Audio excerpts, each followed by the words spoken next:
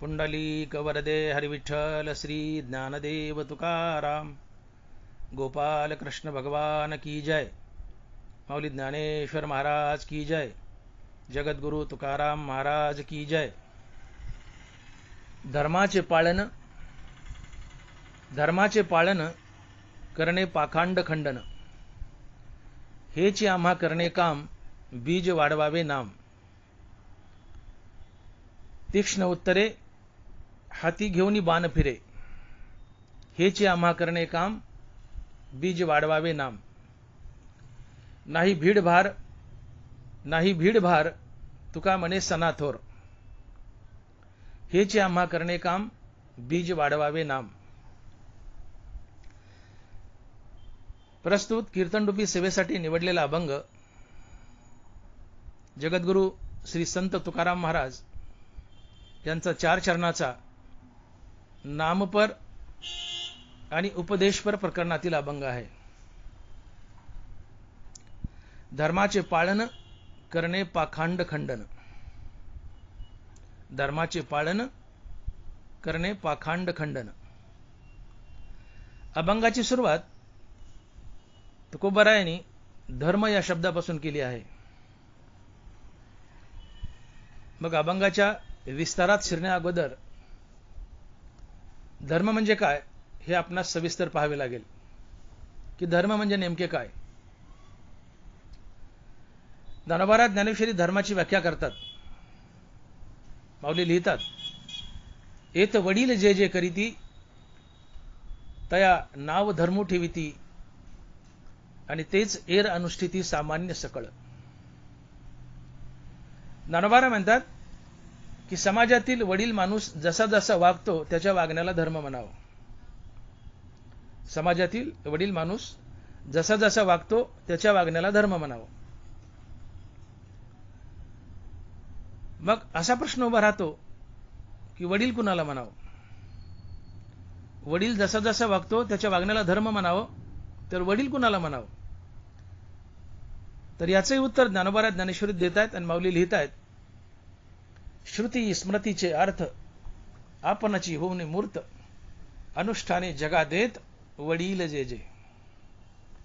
ज्याचं वागणं चालणं बोलणं मूर्तिमंत वेद आहे, अर्थात जो वेदासारखं वागतो आणि वेदाचा धडा समाजाला देतो तो वडील असतो। जयाचे 28 शब्द सुखे म्हणू येती वेद, आणि म्हणून वडील म्हणजे संत। म्हणून संत जसं जसं वागतील संताच्या वागण्याला धर्म म्हणावं। मग पुढे असा प्रश्न उभा राहतो की संत कसे वागतात, याचंही उत्तर ज्ञानोबा ज्ञानेश्वरीत देत आहेत। माऊली लिहित आहेत, जया भक्तीची येतुली प्राप्ती, जे कैवल्या ते परोते सरमणती, जयाचे लिले माझी नीती, जी आली दिसे। संतांचं वागणं म्हणजे मूर्तिमंत नीती, रीती, माणुसकी, इमानदारी, सत्य, अहिंसा, प्रेम, जिव्हाळा, परोपकार, सहानुभूती, सदाचार या सर्व सद्गुणांचा समुदाय होय, आणि या सर्व सद्गुणाच्या समुदायाचं धर्म असे म्हणतात। जयाचे बोले धर्मजिये, दिठी महासिद्धी तेविये, स्वर्ग सुखादी ये खिळू जयाचा। ज्ञानोबा म्हणतात, जयाचे बोलू धर्मोजिये, ज्यांच्या सहज बोलण्यातून धर्म जगतो, अर्थात संत जे बोलतील तो धर्म ठरतो। संत जसं वागतील तो धर्म ठरतो। मग संत कसे वागतात? तर नीती, रीती, माणुसकी, इमानदारी, सत्य, अहिंसा, प्रेम, जिव्हाळा, परोपकार, सहानुभूती, सदाचार या सर्व सद्गुणांचा समुदाय म्हणजे संतांचं वागणं, आणि या सर्व सद्गुणाच्या समुदायासच धर्म असे म्हणतात। तुकोबा आता सत्याला धर्म म्हणतात, सत्य तोच धर्म, असत्य ते कर्म। तुकोबा म्हणतात सत्य हाच धर्म आहे। तात्पर्य नीती, रीती, माणुसकी, इमानदारी, सत्य, अहिंसा, प्रेम, जिव्हाळा, परोपकार, सहानुभूती, सदाचार या सर्व सद्गुणांचा समुदाय म्हणजे संतांचं वागणं, आणि या सर्व सद्गुणाच्या समुदायाचं धर्म असे म्हणतात। याला जर छोटं केलं तर नीती, माणुसकी, इमानदारी म्हणजे धर्म।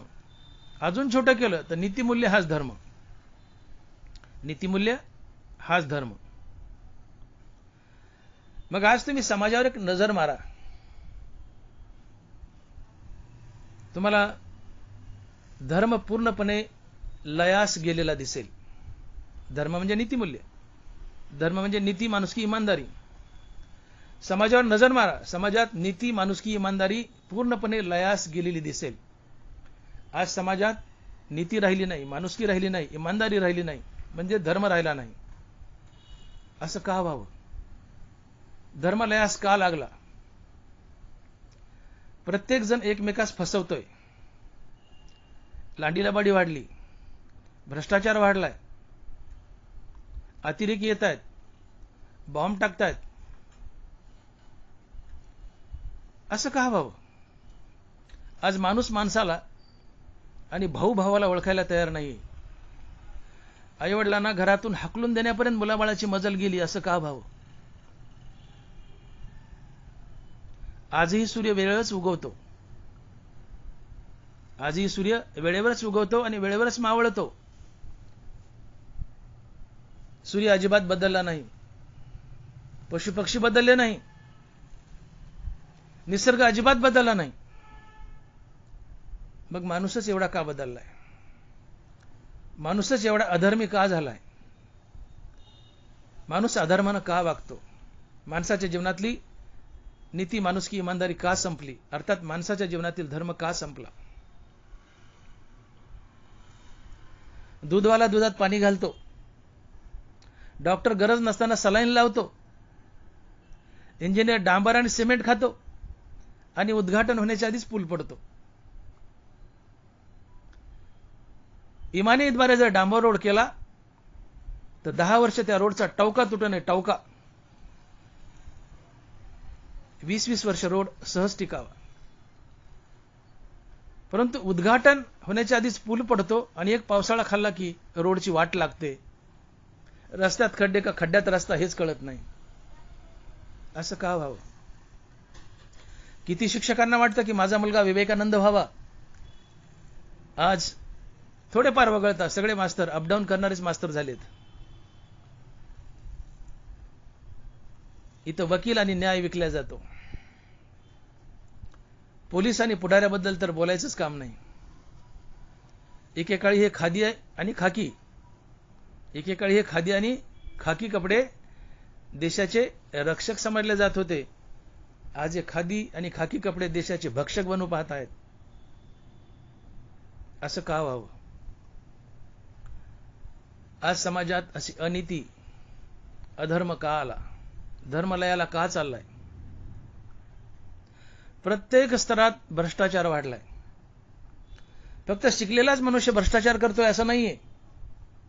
मजूर, शेतकरी, व्यापारी, नोकरदार, पुढारी, सर्व स्तरात भ्रष्टाचार मारलाय. सर्व स्तरात भ्रष्टाचार मारलाय. तुम्ही म्हणाल डॉक्टर मोठे साहेब, नोकरदार, पुढारी, व्यापारी हे लोक भ्रष्टाचार करतील, पण मजूर काय भ्रष्टाचार केलो? मजूर काय भ्रष्टाचार करेलो? मजुराच्या काय हातात ते भ्रष्टाचार करायला? अहो, मजूरही भ्रष्टाचार करतोय. थोडं पाठीमागं जा. आपण ज्यावेळेस लहान होतो, एक 40 वर्ष पाठीमागं जा, 40 ते 50 वर्ष, आपण छोटं असताना शेतात कामाला बाई लावली, उदाहरणार्थ खुरपायचं शेतामध्ये, बाई लावली तर सकाळी 9 वाजता बाई पाताला बसत होती आणि 6 वाजल्याशिवाय बाई शेत सोडत नव्हती. आज बघा गावात काय परिस्थिती आहे. बाई जर खुरपायला लावली तर 11 वाजल्याशिवाय बाई गावातून निघत नाही. गावात बस येण्याचा एक ठेपा असतो. 10 वाजता जर शेतमालक गेला त्या बाईकडे म्हणाला की मावशी चला ना, खुरपायचा वकूत झालाय, तर बाई सरळ म्हणते मामा अजून बस आली नाही. बसचा ठेपा 11चा आहे ना, बस आली की आपण निघू 11 वाजता. मी म्हणतो एखाद्या दिवशी बस जर फेल झाली आणि 2 वाजता गावात आली तर बाई तू का 2 वाजता खुरपायला निघते का? 2 वाजता निघते का खुरपायला? 11 वाजल्याशिवाय बाई गावातून हलत नाही. 11ला गावातून निघणार, 11:30ला शेतात जाणार, पाताला बसते बाई 11:30 पावणे 12ला. एक पात लावली की झाली दुपार. बसलीच जेवायला. जेवल्यानंतर अर्ध्या तासाची डुलकी. दुपारून कशाबशा 2 पाता लावायच्या. त्याच्यातही 2 वेळेस पाणी पिण्याचा ठिपा, 2 वेळेस पाणी पिण्याचा ठेपा, 2 वेळेस लघवीचा ठेपा.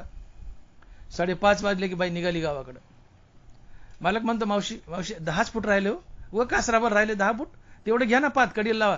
नाही मामा तुमचं शेतले लांबणीच आहे, घरी जायला अंधार पडतो. मी म्हणतो मावशी अंधार पडला तर तुला काय रस्त्यात लांडगा खातो की काय? थोडा अंधार पडला तर तुला वाटेत लांडगा खातो की काय? पण नाही बाई, 5:30ला शेत सोडणार म्हणजे सोडणारच. शेतकरी रडकुंडी आला या मजुरामुळे. शेतकऱ्याला शेती नकोशी झालीये. हा मजुराचा भ्रष्टाचार नाही तर काय? केवळ पैसे खाणे, लबाडीने पैसे खाणे म्हणजेच भ्रष्टाचार नव्हे. भ्रष्ट अधिक आचार बरोबर भ्रष्टाचार. ज्याचं आचरण भ्रष्ट आहे, ज्याचं आचरण खोडील आहे, ज्याचं आचरण त्रासदायक आहे, तो भ्रष्टाचार असतो. मजुराचं आचरण खोडील झाले, त्रासदायक झाले. मजुरांनी मालकाला, शेत मालकाला सळो की पळो केलंय. आणि म्हणून मी बोललो की मजुरही भ्रष्टाचार करतोय, शेतकरी भ्रष्टाचार करतोय, व्यापारी भ्रष्टाचार करतोय, नोकरदार भ्रष्टाचार करतोय, पुढारी भ्रष्टाचार करतोय. सर्व स्तरात भ्रष्टाचार माजलाय. आज समाजामध्ये, देशामध्ये 95% लोक भ्रष्टाचार करतात, 5% करत नाहीत. का? त्यांना भ्रष्टाचार करायला संधी मिळत नाही म्हणून, अन्यथा त्यांनीही केला असता. यातली अतिशयोक्ती आणि विनोद सोडा, पण वस्तुस्थिती आहे, परिस्थिती अशीच आहे. मी बोलतो ते सत्य आहे. 95% लोक भ्रष्टाचार करतात, 5% करत नाहीत. का? तर त्यांना भ्रष्टाचार करायला संधी मिळत नाही म्हणून, अन्यथा त्यांनीही केला असता. भ्रष्टाचार आज देशात कळसाला पोहोचलाय. भ्रष्टाचार शिष्टाचार बनलाय. लाच देणं अलिखित नियम बनलाय. कोणत्याही ऑफिसमध्ये जा, पैसे दिल्याशिवाय काम होत नाही. लाच देणं अलिखित नियम बनलाय. भ्रष्टाचार कळसाला गेलाय. एकदा एका माणसाला एक भूत प्रसन्न झालं आणि ते भूत आलं आणि हात जोडून त्या माणसापुढे उभं राहिलं आणि म्हणाले, मालक मी तुमचा नौकर, तुम्ही मला काही काम सांगा मी करत जाईल आणि ते फुकटात करील, मला फक्त 2 टायमाची भाकरी द्या खायला. तो माणूस म्हणला, बरं झालं फुकटात गडी मिळालाय, त्याला भाकरी घालू म्हणले. ठीक आहे म्हणले भूता. मालकाने रोज काम सांगावं, भूताने पळत जावं, काम करून यावं, पण त्या भूताने एक आट घातली. म्हणले, मालक मी काम करून येतोय पण माझी एक आट आहे. म्हणले, काय? म्हणले, मी काम करून आलो, एक काम करून आलो की मला दुसरं काम हजर पाहिजे आणि मागचं काम पुन्हा रिपीट झालं नाही पाहिजे, प्रत्येक वेळेला नवीन काम पाहिजे. मालक मला सांगू काय त्याला कामाचा तोटा आहे का आपल्याकडे? सांगू म्हणले. ठीक आहे म्हणले. म्हणले, बघा बरं. म्हणले, हो. मालकाने काम सांगावं, भूताने पळत जावा, काम करून यावा. असे भूत पटापट काम करू लागला. मालक खुश झाला. वर्ष 6 महिने लोटले. मालकाने काम सांगावं, भूताने पळत जावं, काम करून यावं. पण आता गंमत झाली की वर्ष 6 महिने लोटले, मोठा कालावधी गेला, त्या माणसाची कामं संपली की. आता सांगून किती कामं सांगेल, त्याची कामं संपली. आता हा परेशान झाला. काम सांगितलं की भूत पळत जाते, काम करून माघारी येते. याला प्रत्येक वेळेला नवीन काम काय सांगावं? आणि नवीन नाही सांगितलं तर हे म्हणते मी खाऊन टाकील. जुनं काम सांगायचं नाही, पहिले रिपीट नाही, प्रत्येक वेळेला नवीन नाही सांगावं, नवीन ते खाऊन टाकते. घाबरला. मग त्यांनी डोक्यात एक युक्ती आणली त्या माणसाने आणि तो म्हटला, भूता इकडे. भूत आलं. म्हणले, भूता एक काम कर, जा आणि तू आपल्या देशात भ्रष्टाचार न करणारा एखादा माणूस शोधून आण. भूता तू जा आणि आपल्या देशात भ्रष्टाचार न करणारा, अर्थात पैसे न खाणारा एखादा माणूस शोधून आण. ते भूत जे गेलंय ते अजून महागारी आलं नाही आणि महागारी येईल की नाही याची शक्यता नाहीये. का? भूत घरोघरी जातंय. भूत घरोघरी जातंय पण त्याला पैसे न खाणारा माणूसच सापडा नाही. भूत गेलंय, अजून आलं नाही, येईल का नाही याची शाश्वती नाही. यातली अतिशयोक्ती आणि विनोद सोडा, परंतु मी बोलतो ती वस्तुस्थिती आहे. भ्रष्टाचार कळसाला गेलाय. भ्रष्टाचार शिष्टाचार बनलाय. लाच देणं अलिखित नियम बनलाय. श्रमाविना संपत्ती, तत्वाविना राजकारण, त्यागाविना पूजा, माणुसकीविना विज्ञान हे दोष आहेत. श्रमाविना संपत्ती, तत्वाविना राजकारण, त्यागाविना पूजा, माणुसकीविना विज्ञान आणि चारित्र्याविना शिक्षण हे दोष आहेत. संपत्ती आहे पण तिच्या मुळाशी श्रम नसेल तर तो दोष आहे. पूजा आहे पण तिच्या मुळाशी त्याग नसेल, दोष आहे. राजकारण आहे पण मुळाशी तत्व नसेल, दोष आहे. शिक्षण आहे पण मुळाशी चारित्र्य नसेल, दोष आहे. विज्ञान आहे पण मुळाशी माणुसकी नसेल, दोष आहे. श्रमाविना संपत्ती, तत्वाविना राजकारण, त्यागाविना पूजा, चारित्र्याविना शिक्षण आणि माणुसकीविना विज्ञान हे दोष आहेत. आज आम्ही रेल्वेने प्रवास करतो आणि तिकीट काढतो ते केवळ टीसीच्या धाकामुळे. अन्यथा गाडीतून रेल्वेतून टीसी जर हटवला तर आम्ही सगळे रेल्वेने फुकट प्रवास करू. गरीब तर करतील पण श्रीमंतही करेल. ज्याच्याजवळ जळता जळत नाही एवढा पैसा तरी तो रेल्वेने फुकट प्रवास करील. एवढा अधर्म बोकाळला आहे.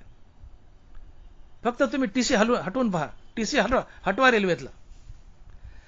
रेल्वेतला टीसी हलवला, रेल्वेतला टीसी बाजूला केला, रेल्वेतले प्रत्येक माणसं फुकट प्रवास करतील. आम्ही रेल्वे तिकीट काढतो ते केवळ टीसीच्या धाकामुळे. टीसीच्या धाकामुळे तिकीट काढायचं नसतं. तर आम्ही रेल्वेने प्रवास करतो म्हणून तिकीट काढायचं असतं. का अशी परिस्थिती आली देशात? ज्या देशात सावळं परब्रह्म खेळून गेलंय, भगवान श्रीकृष्ण, भगवान राम हे सावळं परब्रह्म या देशात खेळून गेलंय. या देशात गीतेचा, ज्ञानेश्वरीचा, गाथेचा जन्म झालाय. हो, भारत देश म्हणजे तत्वाचा देश म्हणून ओळखला जातो, पण इथं तत्व राहिली नाही, तिथं धर्म राहिला नाही, इथं अधर्म बोकाळलाय. असं का व्हावं? तुकडोजी महाराज आपल्या एका अभंगातून एक मागणी मागतायत. तुकाराम महाराज नाही, तुकडोजी महाराज अमरावतीचे. तुकडोजी महाराज म्हणतात एका अभंगातून एक मागणी मागतायत. माणूस द्या मज माणूस द्या, काहीही घ्या काहीही घ्या, पर माणूस द्या मज माणूस द्या. 140 कोटीचा हा भारत देश आहे आणि 140 कोटीच्या भारत देशात तुकडोजी महाराज एक माणूस मागतायत. किती? एक माणूस. मग उरलेले 140 कोटी का जनावर आहेत का? ती माणसंच आहेत, पण नीतिमूल्य हरपलेली माणसं आहेत, माणुसकी हरपलेली माणसं आहेत, इमानदारी हरपलेली माणसं आहेत. विज्ञानानं जग जवळ आणलं पण माणूस दूर नेला. माणूस अंतराळात गेला पण त्याला अंतरंगात जाता आलं नाही. माणूस मोबाईलवर दूरच्या माणसाशी बोलतो पण त्याचं शेजारच्या माणसाशी पटत नाही. असं का व्हावं? या देशाची सर्वात मोठी बिमारी जर काय असेल तर ती कॅन्सर नव्हे, एड्स नव्हे. मग या देशाची सर्वात मोठी बिमारी जर काय असेल तर ती आहे भ्रष्टाचार. कॅन्सर नव्हे. कॅन्सरची गाठ कापून फेकता येते, भ्रष्टाचाराची गाठ कापून फेकता येत नाही. ज्या देशात भ्रष्टाचार कळसाला गेलाय तो देश आतून घुशीनं पोखरल्यासारखं पोखरून खिळखिळा होतो, खिळखिळा होतो.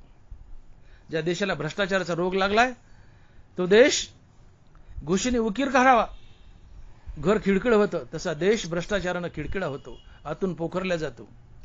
अशा देशाची झाली तर अधोगतीच होते, प्रगती नाहीये. आम्ही मोठ्या थाटानं म्हणतो मेरा भारत महान, परंतु इथे आहेत सौम्यसे 99 बेईमान. मेरा भारत महान, परंतु इथे सौम्यसे 99 आहेत बेईमान. असं का व्हावं?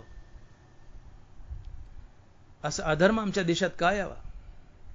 साधू संतांचा देश आहे, भगवान श्रीकृष्ण, भगवान रामचंद्राचा देश आहे. सावळे परब्रह्म या देशात खेळून गेले, पांडुरंगाचा देश आहे. आमच्या देशात असा अधर्म का बोकाळावा? धर्मलयाला का जावा?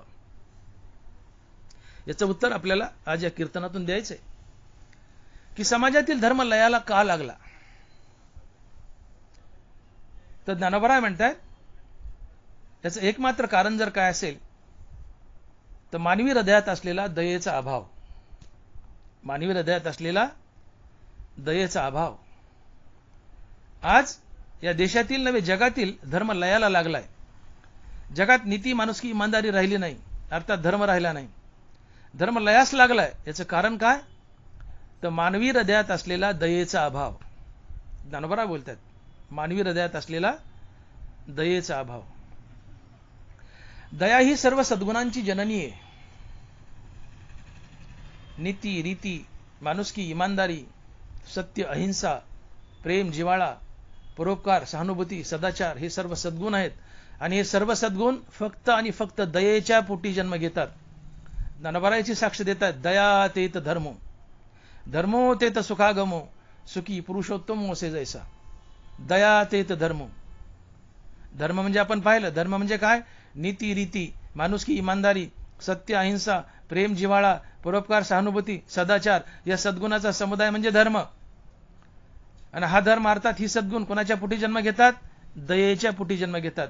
ज्ञानोबा बोलतात, दया तेत धर्म. दयेच्या पोटी सद्गुण जन्म घेतात आणि दया हरिनामाच्या पोटी जन्म घेते. हरिनामाच्या पोटी दया आणि दयेच्या पोटी धर्म हे समीकरण आहे. हा एक महान सिद्धांत आहे. ज्ञानोबा ज्ञानेश्वरीच्या 18व्या अध्यायात म्हणतात की दया तेत धर्मो, धर्मो तेत सुखागमो, सुखी पुरुषोत्तम असे जैसा. अर्थात ज्याच्या मुखात हरिनाम त्याच्याच हृदयात दया, ज्याच्या हृदयात दया त्याच्या जीवनात धर्म अर्थात नीतिमूल्य. हा सिद्धांत आहे, हे समीकरण आहे. हरिनाम तेथे दया आणि दया तेथे धर्म. हा एक महान सिद्धांत आहे, एक मोठं समीकरण आहे. ज्याच्या मुखात हरिनाम फक्त त्याच्याच हृदयात दया. तुकोबरायाची साक्ष देत आहेत, महाराज लिहितात, भक्तीचे ते वर्म जयाचे हाती, तया घरी शांती क्षमा दया. ज्याच्या मुखात हरिनाम आहे त्याच्या जीवनात काय काय आहे? शांती, क्षमा, दया. भक्तीचे ते वर्म जयाचे हाती, तया घरी शांती क्षमा दया. तात्पर्य, ज्याच्या मुखात हरिनाम फक्त त्याच्याच हृदयात दया. नाथ महाराज बोलतायत, दयेसी स्वतंत्र जन्म नाही, जेत उपजे तो साधू पाही. दयेला स्वतंत्र जन्म नाही. दया साधूच्या अर्थात हरिनामाच्या आश्रयाने जगत असते. अर्थात दया ही हरिनामाच्या पोटी जन्म घेते. आणि म्हणून ज्याच्या मुखात हरिनाम फक्त त्याच्याच हृदयात दया, आणि ज्याच्या हृदयात दया फक्त त्याच्या जीवनात धर्म अर्थात नीतिमूल्य वास करतात. मग एक सरळ सरळ समीकरण बनतं की हरिनामाजवळ दया आणि दयेजवळ धर्म अर्थात नीतिमूल्य, पर्यायाने हरिनामाजवळ नीतिमूल्य वास करतात. नीट आहे का माझं वाक्य? अर्थभरित आहे. हरिनाम तेथे दया आणि दया तेथे धर्म अर्थात नीतिमूल्य, पर्यायाने हरिनामाजवळच नीतिमूल्य जन्म घेतात, हे सिद्ध होतं. आणि मग ज्ञानोबा बोलतायत की सकळ धर्माचे कारण नामस्मरण हरिकीर्तन. धर्म जगतो तो हरिनामामुळे. सकळ धर्माचे कारण नामस्मरण हरिकीर्तन. हरिनामाजवळ दया आणि दयेजवळ धर्म, पर्यायाने हरिनामाजवळच दया आणि हरिनामाजवळ धर्म. हे समीकरण लक्षात घ्या. हरिनामाजवळ दया आणि दयेजवळ धर्म, याचा अर्थ हरिनामाजवळच धर्म. आणि म्हणून ज्ञानोबा बोलतायत की सकळ धर्माचे कारण नामस्मरण हरिकीर्तन. धर्म हरिनामाच्या पोटी जन्म घेतो. हरिनाम धर्माला जगवतं आणि धर्म म्हणजे नीतिमूल्य. मग हरिनामाच्या पोटी दया आणि दयेच्या पोटी धर्म अर्थात नीतिमूल्य, म्हणजे हरिनामाच्याच पोटी नीतिमूल्य जन्म घेतात. हे समीकरण लक्षात घ्या. आणि म्हणून आज समाजात धर्म अर्थात नीतिमूल्य लयाला गेलीत. याचं कारण मानवी जीवनात असलेला भक्तीचा अभाव. आज माणूस भक्तीपासून दूर गेलाय. कीर्तनात, प्रवचनात मोजकी 100-200 माणसं असतात. एका शहरात 10-20 लाखाची लोकसंख्या आहे. आज आपल्या बीडमध्ये पहा, 10 लाखाच्या पुढे लोकसंख्या आहे. कीर्तनात मोजून 100-200 माणसं असतात. लोक येत नाहीत. भक्तीपासून दूर पळालेत, हरिनामापासून दूर पळालेत. आज मनुष्य भक्तीपासून वंचित आहे. लोकांच्या मुखात रामनाम नाहीये, म्हणून हृदयात दया नाहीये. हृदयात दया नाही म्हणून जीवनात धर्म नाही, नीतिमूल्य नाहीये. मुखात नाम नाही, हृदयात दया नाही. तो निर्दय असतो, तो अधर्मी असतो, तो कडू असतो, तो पापी असतो आणि समाजाला त्रास देतो. 2 माणसाची भांडणं लागली आहेत. एक लेचपेच पडलंय आणि एक भारी पडलंय. हान हाणतय. बदाड बदाड बदाडायलाय. तेवढ्यात एखादा बाजूला माणूस येतो म्हणतो, अरे हाणू नको ना, मारू नको ना, मरल ना ते, मरल ना, तुला काही दयामाया आहे का नाही? अरे मारू नको ना, मरल ना ते, तुला काही दयामाया आहे का नाही? दयामाया नाही म्हणूनच मारतोय. दयामाया नाही म्हणूनच मारतोय. दयामाया असती तर मारलंच नसतं. मारलंच नसतं. दयामाया नाही म्हणूनच मारतोय. आणि दयामाया का नाही? मुखात नाम नाही म्हणून दयामाया नाहीये. मुखात नाम नाही म्हणून हृदयात दया नाही, निर्दयी आहे, अधर्मी आहे, कडू आहे, कपटी आहे म्हणून मारतय, समाजाला त्रास देत आहे. मुखात नाम असेल तर हृदयात दया आहे, दया असेल तर धर्म आहे, अर्थात नीतिमूल्य आहे, सद्गुण आहेत जीवनात, ते मारणार नाही, भांडण सोडवेल. आणि म्हणून आज समाजात ही जी विचित्र परिस्थिती आली आहे, धर्म लयाला चाललाय, तो केवळ पाखंड्यामुळं. पाखंडी कुणाला म्हणावं? पाखंडी म्हणजे पापी, दुष्ट, दुराचारी. धर्म कुणामुळे लयाला चाललाय? ज्याच्या मुखात नाम नाही अशा निर्दयी माणसामुळे. आणि ज्याच्या मुखात नाम नाही, जो निर्दयी, तो पाखंडी असतो, तो पापी असतो. पण पाखंडी म्हणजे पापी, दुष्ट, दुराचारी. पाखंडी म्हणजे दुराचारी. मग या पाखंड्यामुळे, दुराचार्यामुळे धर्म लयात चाललाय. तर या पाखंड्याच्या मुखात जर हरिनाम दिलं तर त्याच्या आतला दुराचार निघून जातो आणि तो पवित्र होतो. याची साक्ष नाथ महाराज देत आहेत. नाथ महाराज लिहित आहेत, नर अथवा नारी हो का दुराचारी, मुखी गाता हरी पवित्र तो. नर अथवा नारी हो का दुराचारी, मुखी गाता हरी पवित्र तो. नर असो नारी असो, तो किती दुराचारी असो, त्या दुराचारी माणसाच्या मुखात हरिनाम दिलं की त्याच्यातील दुराचार निघून जातो आणि तो पवित्र होतो. अर्थात पाखंड्याच्या, दुराचारी माणसाच्या मुखात हरिनाम दिलं तर त्याच्यातील पाखंड, दुराचार निघून जातो आणि तो पवित्र होतो. आणि मग धर्म लयाला कुणामुळे लागलाय? पाखंड्यामुळे. मग पाखंड्याच्या मुखात हरिनाम द्या, त्याच्यातलं पाखंड निघून जाईल, पाखंडाचं खंडन होईल आणि सहजच त्याच्याकडून धर्माचं पालन होईल. आणि म्हणून तुकोबा अभंगाच्या पहिल्या चरणात लिहित आहेत, धर्माचे पालन करणे पाखांड खंडन. धर्माचे पालन करणे पाखांड खंडन, अभंगाचं पहिलं चरण. धर्म लयाला लागलाय, मग धर्माची स्थापना करायची, धर्माचं पालन करायचे. तर काय करावं लागेल? ज्यांच्यामुळे धर्म लयाला लागलाय त्यांच्या वृत्तीत बदल करावा लागेल. धर्म कुणामुळे लयास लागलाय? पाखंड्यामुळे. पाखंडी म्हणजे पापी, दुष्ट, दुराचारी. मग पाखंड्याच्या मुखात हरिनाम दिलं तर पाखंड्याच्या हृदयात दया निर्माण होईल. दयेपासून दुर्गुण पळून जातात, दयेपाशी सद्गुणच नांदतात. आणि मग पाखंड्याच्या मुखात हरिनाम दिलं तर त्याच्यातील, पाखंड्याच्या मुखात हरिनाम दिलं तर त्याच्या हृदयात दया निर्माण होईल. या दयेजवळून दुर्गुण पळून जातील आणि या दयेजवळ सद्गुण येतील. अर्थात त्याच्या आतील पाखंड पळून जाईल, त्याच्या जीवनात सद्गुण येतील आणि सद्गुण जीवनात येणं हा धर्म असतो. त्या पाखंड्याकडून सहजच धर्माचं पालन होईल. आणि म्हणून तुकोबा लिहित आहेत की धर्माचे पालन करणे पाखांड खंडन. आणि म्हणून पाखंड्याला संपवायचं नाही, पाखंड्याच्या आतील पाखंड संपवायचं. ते कसं संपवायचं? तर पाखंड्यामुळे धर्म लयाला गेलाय, मग पाखंड्याच्या मुखात हरिनाम द्यायचं,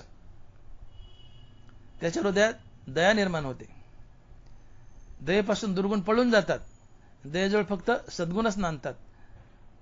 मग हरिनामामुळे पाखंड्याच्या हृदयात दया, दयेमुळे दुर्गुण पळून गेले त्याच्या जीवनातून, त्याच्या जीवनात फक्त सद्गुण आले, त्याचं आचरण सुधारतं, तो सद्गुणी बनतो.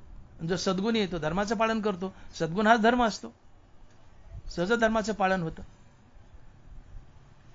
आणि म्हणून पाखंड्याला मारू नका, पाखंड्याच्या आतलं पाखंड मारा. संत आणि देव यात एक मोठा फरक आहे. देव संतांना मारूनच देव पाखंड्यांना मारूनच टाकतो. देव पाखंड्यांना मारूनच टाकतो. संत पाखंड्यांना मारत नाहीत. संत पाखंड्याच्या आतलं पाखंड मारतात. अतिशय महत्वाचं चिंतन आहे. मी एकदा पुन्हा सांगतो, देव आणि संत यात प्रमुख फरक काय? देव पाखंड्यांना मारूनच टाकतो. महाभारताच्या युद्धात देवाने काय केलं? सगळे पाखंडी कुरुक्षेत्रावर जमा करले. कुरुक्षेत्रावर जमा केले. ते सगळे कौरवाच्या पक्षात गेले. देवाने अर्जुनाच्या हाताने सगळे पाखंडी मारून टाकले. यदा यदा हि धर्मस्य ग्लानिर्भवति भारत अभ्युत्थानाय अधर्मस्य परित्राणाय साधूना विनाशाय च दुष्कृताम धर्म संस्थापनार्थाय संभवामी युगे युगे. परित्राणाय साधूना विनाशाय च दुष्कृताम, साधूच्या रक्षणासाठी आणि दुष्टाचा संहार करण्यासाठी. परित्राणाय साधूना विनाशाय च दुष्कृताम, दुष्टाला मारून टाकण्यासाठी आणि साधूचं रक्षण करण्यासाठी मी युगायुगात अवतार धरतो. परित्राणाय साधूना विनाशाय च दुष्कृताम. देव युगायुगात अवतार धरतो, दुष्टांना मारतो, ज्यांच्यामुळे धर्म लयाला लागलाय या सर्व दुष्टांना मारतो, अधर्म्यांना मारतो आणि सज्जनाच्या हाताने धर्माची स्थापना करतो. सज्जना करी गुढी उभी सुखाची. दानोबा आहे, सज्जना करवी गुढी उभारी सुखाची. देव दुष्टांना मारतो, सज्जनाला मागे ठेवतो आणि सज्जनाच्या हाताने धर्माची स्थापना करतो. मला सांगायचं आहे की देव दुष्टाला मारून टाकतो, पाखंड्याला मारून टाकतो. संत पाखंड्यांना मारत नाहीत, संत पाखंड्याच्या आतील पाखंड मारतात. हा संत आणि देवातील फरक आहे. संत पाखंड्याला मारत नाहीत, पाखंड्याच्या आतील पाखंड मारतात. संत पाखंड्याच्या मुखात हरिनाम देतात. पाखंडी हरिनाम घेऊ लागला की त्याच्या हृदयात दया स्थापित होते. दयेपासून त्याच्यातली पाप प्रवृत्ती, त्याच्यातलं पाखंड निघून जातं आणि या दयेजवळ सर्व सद्गुण येतात. आणि जीवनात सद्गुण येणं अर्थात मनुष्य सदाचाराने वागतो. सदाचार सद्गुण हा धर्म असतो. आणि म्हणून संत पाखंड्याच्या मुखात हरिनाम देऊन त्याच्यातलं पाखंड घालतात आणि धर्माची जोपासना करतात. देव धर्माची स्थापना करतो, संत धर्माची जोपासना करतात, धर्माचं पालन करतात. धर्म पाखंड्यामुळे लयाला लागलाय तर पाखंड्याच्या आतील पाखंड घालवतात, पाखंड्याला सुधरवतात आणि त्याच्या हाताने धर्माचं पालन करतात, धर्माचं रक्षण करतात. आणि मग तुकोबाराय लिहित आहेत की धर्माचे पालन करणे पाखंड खंडन.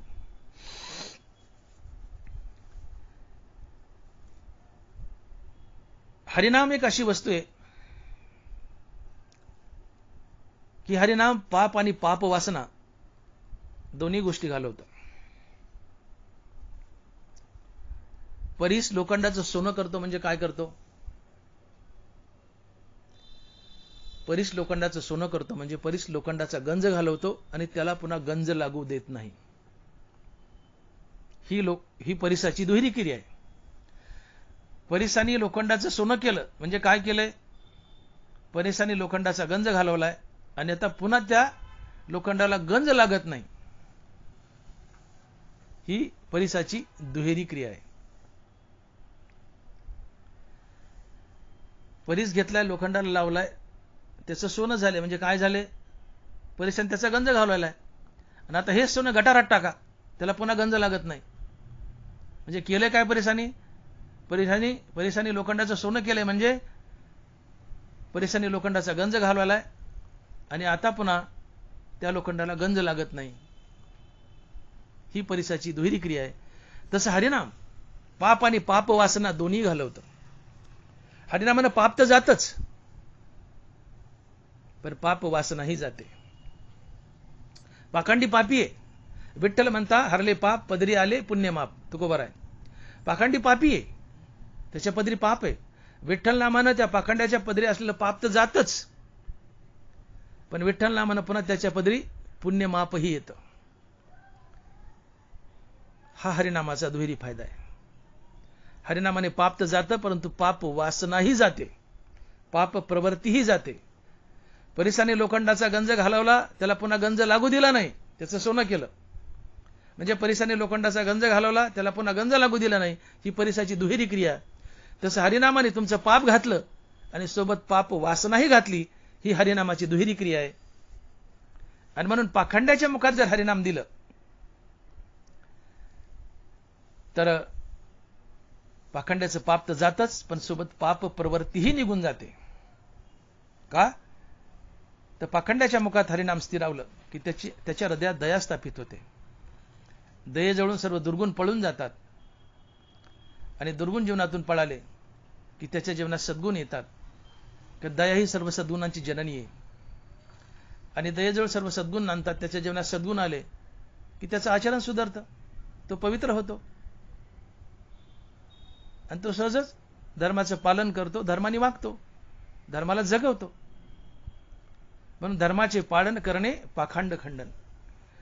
धर्म पाखंड्यामुळे लयाला जातो, तर पाखंड्याला मारायचं नाही, पाखंड्याच्या हातलं पाखंड मारायचं. ते कसं मारायचं? तर त्याच्या मुखात हरिनाम द्यायचं. त्याच्या हृदयात दया निर्माण होते, दयेपासून दुर्गुण पळून जातात, दयेजवळ सद्गुण आणतात, तो सद्गुणी बनतो, पवित्र बनतो, त्याचं आचरण सुधारतं, त्याच्या जीवनात नीती माणुसकी इमानदारी येते, अर्थात तो धर्माने वागतो आणि धर्माचं पालन करतो. धर्माचं पालन झालं. कसं झालं? तर पाखंड्याच्या आतील आपण पाखंड घालवलं आणि या पाखंड्याकडूनच धर्माचं पालन करून घेतलं. म्हणून हे हरिनाम एक बीज आहे. तुकोबाराय हरिनामाला बीज म्हणतायत. हरिनामाचं जर बीज लावलं तर त्यापासून धर्मरूपी वृक्ष तयार होतो. ज्वारीचं बीज लावलं त्यापासून ज्वारीचा वृक्ष तयार होतो.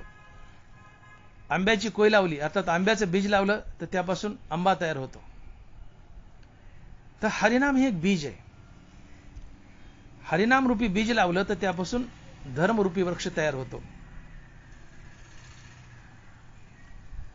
आणि मग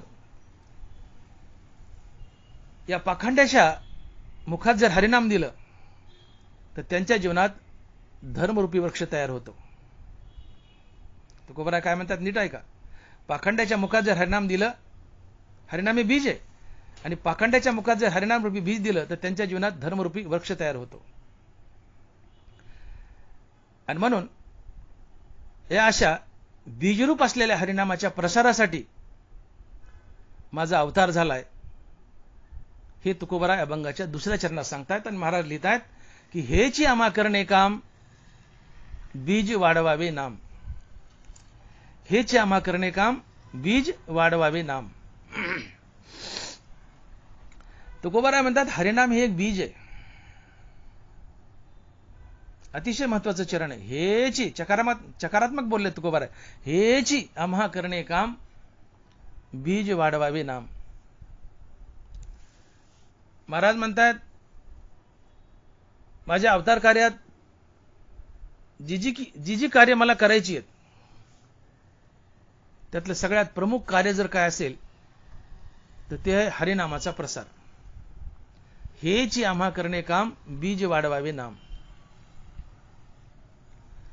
तुकोबाराय म्हणतात की हरिनाम हे बीज आहे आणि हरिनाम रूपी बीज लावलं तर त्यापासून धर्मरूपी वृक्ष तयार होतो आणि या वृक्षाला नीती माणुसकी इमानदारीची फळं लागतात. अर्थात हरिनामाच्या पोटी नीती माणुसकी इमानदारी जन्म घेते आणि नीती माणुसकी इमानदारी म्हणजे धर्म. अर्थात हरिनाम धर्माला जगवतं. आणि म्हणून ज्ञानोबा म्हणतात की सकळ धर्माचे कारण नामस्मरण हरिकीर्तन. हरिनाम धर्माला जगवतं. हरिनामाच्या पोटी दया आणि दयेच्या पोटी धर्म जन्म घेतो. आणि म्हणून या दयेकडे पाहताना इतक्या सहजतेने पाहू नका. दया ही फार महान आहे. संतांनी आपल्या संतपणाचं दुकान जर कशाच्या बळावर मांडलं असेल तर ते फक्त दयेच्या बळावर, दयेच्या भांडवलावर. भूतांची दया हे भांडवल संत. संतांची संतगिरी, संतांचं संतपणाचं दुकानच जर कसल्या भांडवलावर चालवत असेल तर ते फक्त दयेच्या भांडवलावर. संतांच्या जीवनातून दया जर वजा केली तर संतांचा संतपणा निघून जातो. संत संतच आहेत ते कशामुळं? तर दयेमुळं. भूतांची दया हे भांडवल संत. दया ही समोरच्या माणसाला कधी दुःख देत नाही. दया ही उलट समोरच्या माणसाचं दुःख निवारण करण्यासाठी जगत असते. माझं वाक्य पुन्हा आहे का? दया ही समोरच्या माणसाला कधी दुःख देत नाही, उलट दया ही समोरच्या माणसाचं दुःख निवारण करण्यासाठी जगत असते. धनवाराय लिहित आहेत, निम्न भरली विने पाणी जैसे ढळोची नेणे, तसे श्रांता तोषोनी जाणे सामोरिया. पाणी रस्त्याने चालल्याने त्याच्या मार्गात जर एखादा खड्डा आला तर पाणी त्या खड्ड्यावर उडी मारून पुढे जात नाही. पाणी त्या खड्ड्यात उतरतं, खड्डा भरतं आणि मग पुढे वाहू लागतं. पाणी वाहत असताना त्याच्या मार्गात जर खड्डा आला तर पाणी खड्ड्यात उतरतं, खड्डा भरतं आणि मग पुढे वाहतं. हा पाण्याचा स्वभाव आहे. निम्न भरली विने पाणी जैसे डळोची नेणे, तसे श्रांता तोषोनी जाणे सामोरिया. ज्ञानोबा आहे. पाण्याच्या मार्गात आलेला खड्डा, खड्डा भरल्याशिवाय पाण्याला पुढे जाणं माहित नाही. पाणी खड्ड्यात उतरतं, खड्डा भरतं आणि मग पुढे जातं. तसं जो दयावान पुरुष आहे त्याच्या मार्गात आलेला दीन, दुबळा, रंजलेला, गांजलेला, त्याची अडचण दूर करावी मगच पुढे जावं, हा दया आणि दयावान पुरुषाचा बाणा असतो. आणि ही दया हरिनामाच्या पोटी जन्म घेते आणि म्हणून हरिनाम हा मानवी जीवनाचा केंद्रबिंदू ठरतो. आणि म्हणून ज्ञानोबा लिहितात की दया तेत धर्मो, धर्मो तेत सुखागमो, सुखी पुरुषोत्तम असे जैसा. या ओळीतून ज्ञानोबा एक महान सिद्धांत सांगतायत की हरिनामाच्या पोटी दया आणि दयेच्या पोटी धर्म, अर्थात नीतिमूल्य. उदाहरण घ्या, नवरा बायको आहेत. पुष्कळदा नवरा बायकोत भांडणं होताना दिसतं आपल्याला. ज्ञानोबाने लग्नाची व्याख्या केली आहे की तद्रूप तेसी लग्न लागोनी ठेले अभिन्न, जैसे लोपले अभ्र गगन होऊनी ठाके. ज्ञानोबाने लग्नाची केलेली व्याख्या. आकाशात ढग येतात, काही वेळा आकाशात स्थिर राहतात, काही वेळाने विरून जातात आणि आकाशाशी एकरूप होतात. जसं ढग आणि आकाश एकमेकाशी एकरूप होतात, तसं पती पत्नीने आपल्या दैनंदिन जीवनात एकमेकाशी एकरूप होणं म्हणजे लग्न. आकाशात ढग येतात, काही वेळा आकाशात स्थिर राहतात आणि काही वेळाने विरून जाऊन आकाशाशी एकरूप होतात. ढग आणि आकाश जसं एकमेकाशी एकरूप होतं, तसं पती पत्नीने आपल्या दैनंदिन जीवनात एकमेकाशी एकरूप होणं म्हणजे लग्न. पती पत्नीने एकमेकात ध्यानस्थ होणं म्हणजे लग्न. मग आज समाजात असं चित्र आहे का? पती पत्नी एकमेकात एकरूप आहेत का? ध्यानस्थ आहेत का? नाहीये. अहो, नवरा बायको म्हणलं की लाथाचा चेंडू, हाणामारीन, धिंगाणं, भांडणंच आहेत, स्फोटन, घटस्फोट. नवरा बायकोत भांडणं का होतात? नवरा बायकोची व्याख्या केलीत ज्ञानोबाने, एकमेकात ध्यानस्थ होणं म्हणजे लग्न. नवरा बायको ध्यानस्थ होत नाहीत, मारामारी, भांडणं आहेत, स्फोट, घटस्फोट आहेत. असं का होतं? याचं प्रमुख कारण नवरा बायको उभयता दोघांच्या मुखात असलेला हरिनामाचा अभाव. हरिनामाचा अभाव. कारण दोघांच्याही मुखात हरिनाम नाही, मग दोघांच्या हृदयात दया नाही. दोघं निर्दयी आहेत, अधर्मी आहेत, दोघं कडू आहेत. आणि कडू कुणाचं नसतंय, ते समोरच्याला त्रास देतं. नवरा बायकोला त्रास देईल, बायको नवऱ्याला त्रास देईल, भांडणं होतील, स्फोट, घटस्फोट होईल. पण नवरा बायको उभयता नामधारक आहेत. या नामामुळे दोघांच्या हृदयात दया जागी होईल.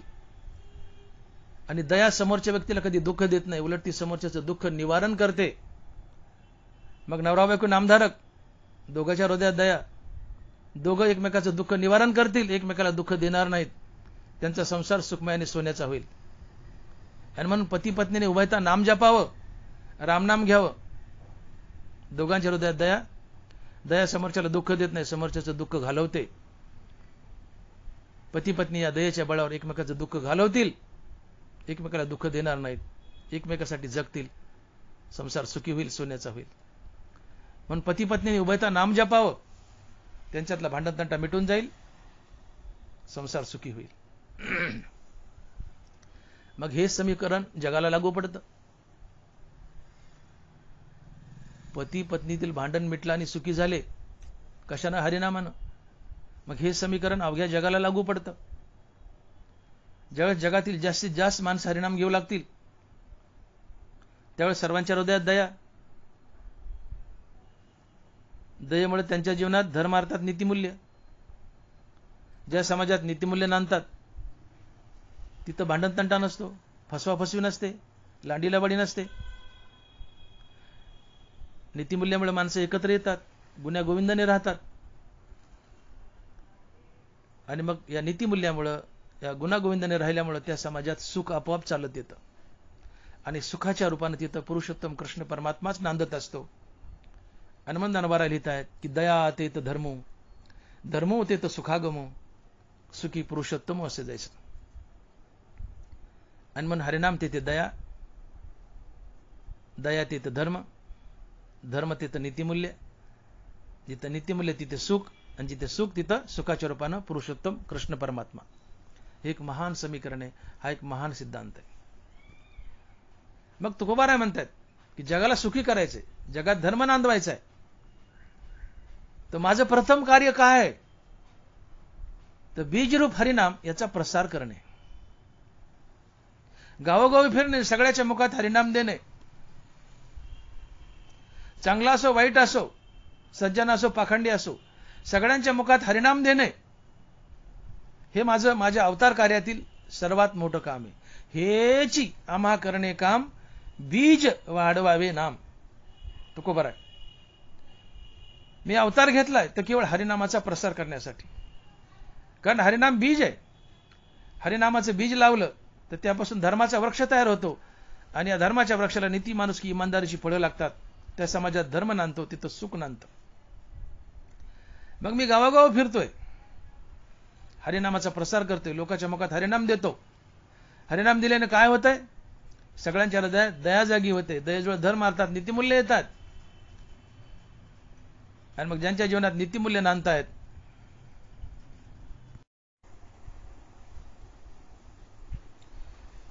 तुकोबाराय म्हणतायत मी गावोगावी फिरतोय,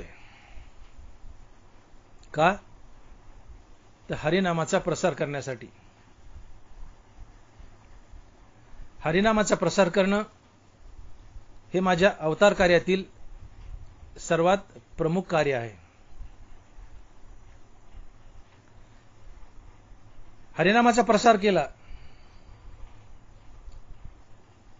आणि समाजाच्या मुखात हरिनाम दिलं, मग ज्यावेळेस समाजातील जास्तीत जास्त माणसं नामधारक बनतील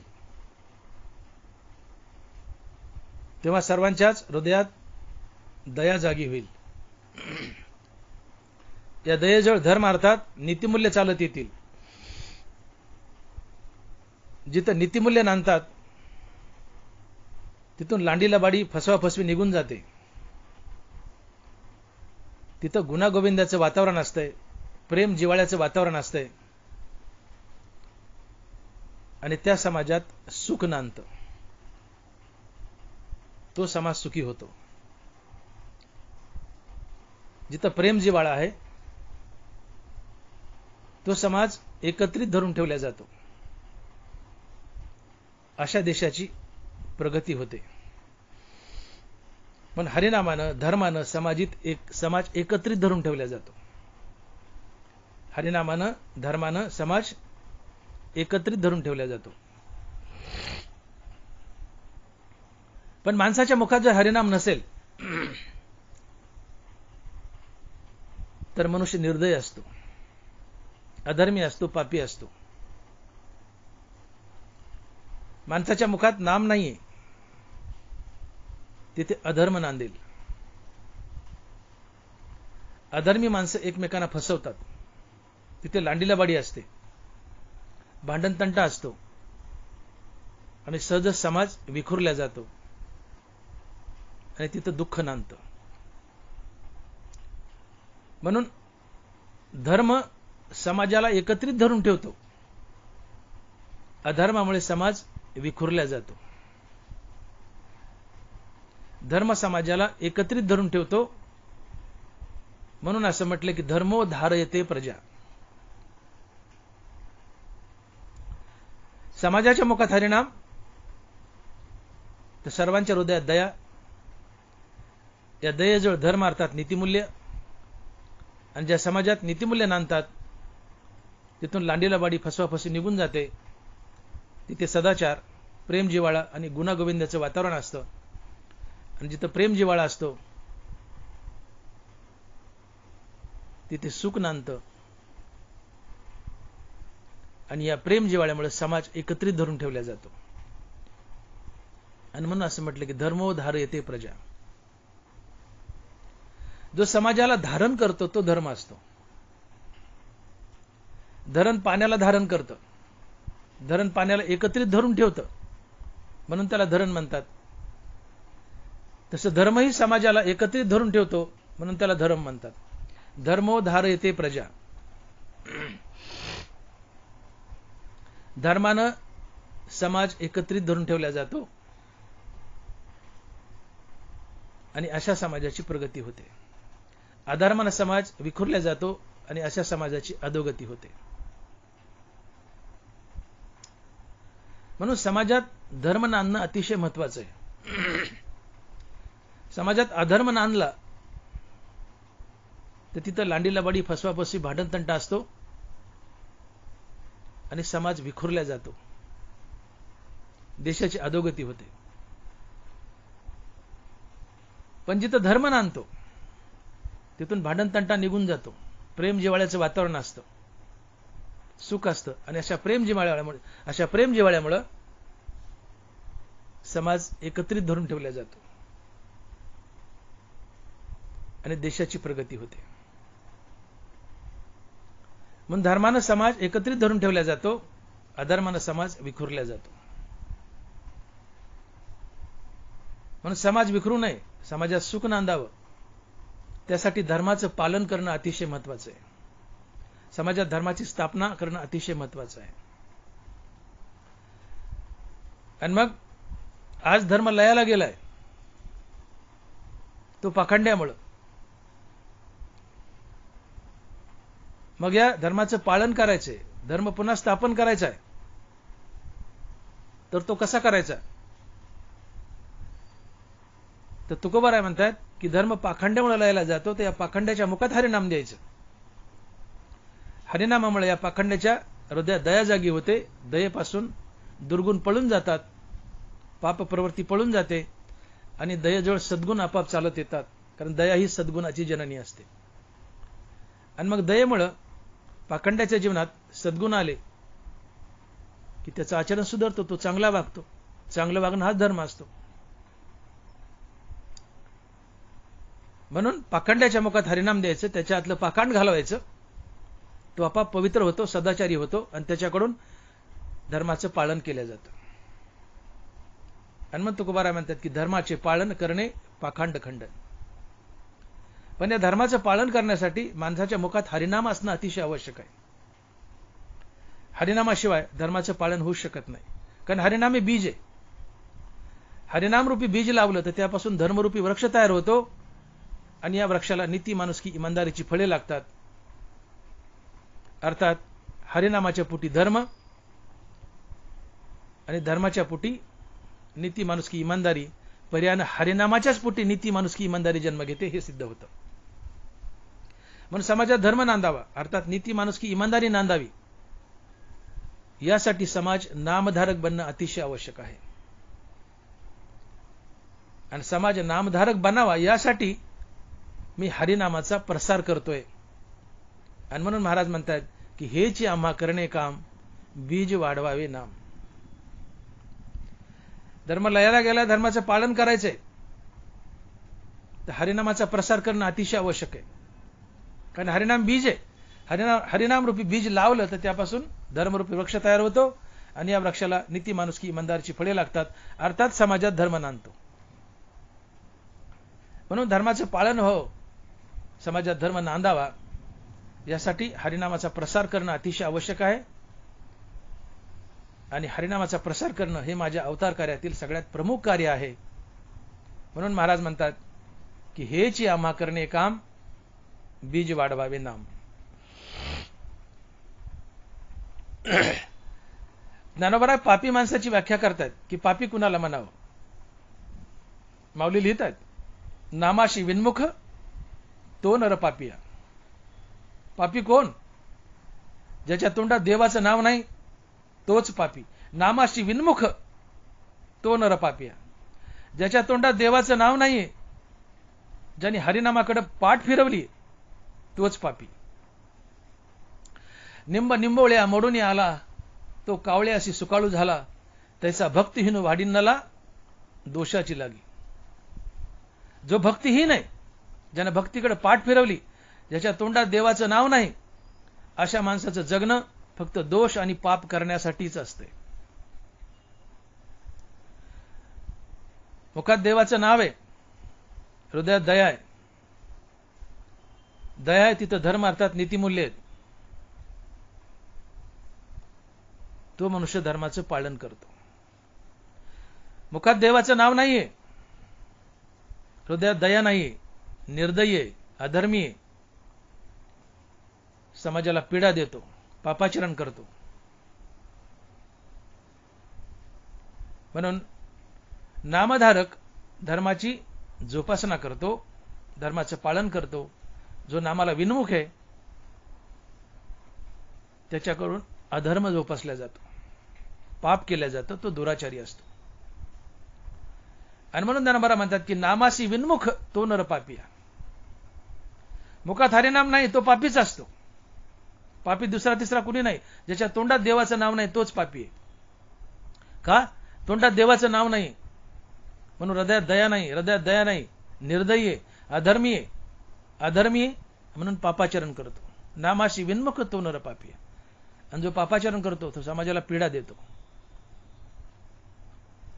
म्हणून ज्ञानोबाराज बोलतायत की हिवराची दाट सावली सज्जने जशी वाढिली, तशी पुण्ये डावलून गेली या भक्ताते. हिवराची सावली अतिशय दाट आहे, थंड आहे, पण हिवर शापित वृक्ष आहे, त्याच्या सावलीला सज्जन मनुष्य बसत नाही. हिवराची दाट सावली सज्जने जशी वाढिली. सज्जन मनुष्य हिवराच्या सावलीला डावलून बाजूने निघून जातो. तसं ज्यांनी हरिनामाकडे पाठ फिरवली, पुण्यही त्या माणसाला डावलून बाजूने निघून जातं. जो नामधारक नाहीये त्याच्या जीवनात आलं तर पापच येतं. नामाला विन्मुख आहे, त्याच्या जीवनात पुण्यकर्म येत नाहीत, केलं तर तो पापच करतो. हिवराची दाट सावली सज्जने जशी वाढिली, तशी पुण्य डावलून गेली अभक्तात. अभक्त आहे, हिवराची दाट सावली सज्जन त्या हिवराला कट मारून निघून जातो. तसं अभक्त आहे, त्याला हे पुण्य कट मारून पुढे निघून जातं. या अभक्ताच्या जीवनात आलं तर पापच येतो. आणि म्हणून मुखात नाम नाहीये, म्हणून हृदयात दया नाहीये, अधर्मी आहे, निर्दयी आहे, आणि म्हणून पापी आहे, पापाचरण करतो आणि समाजाला पीडा देतो. म्हणून समाजात हरिनामाचा प्रसार होणं अतिशय महत्वाचं आहे. आणि म्हणून तुकोबाराय म्हणतात की मी हरिनामाचा प्रसार करतोय, लोकांच्या मुखात हरिनाम देऊन धर्माचं पालन करतोय. आज समाजामध्ये आम्हाला हरिनामाचा प्रसार करणं अतिशय महत्वाचं आहे. कारण हरिनामाचा प्रसार झाला तरच धर्माचं पालन आहे आणि तरच समाज सुखी आहे. म्हणून बालवयातच शालेय शिक्षणासोबत मुलांना हरिनामाचे धडे शिकवावे. शाळेमध्ये हरिनामाची शिबिरं घ्यावीत. शाळेमध्ये हरिनामाची शिबिरं घ्यावीत. मुलांच्या एका हातात विज्ञान द्यावं आणि एका हातात गीता ज्ञानेश्वरी द्यावी. विज्ञानाला अध्यात्माची जोड द्यावी. विज्ञानाची फळे नीट चाकायची असतील तर त्याला अध्यात्माची संगती द्या. अध्यात्माविना नुसतं विज्ञान विध्वंसक ठरतं.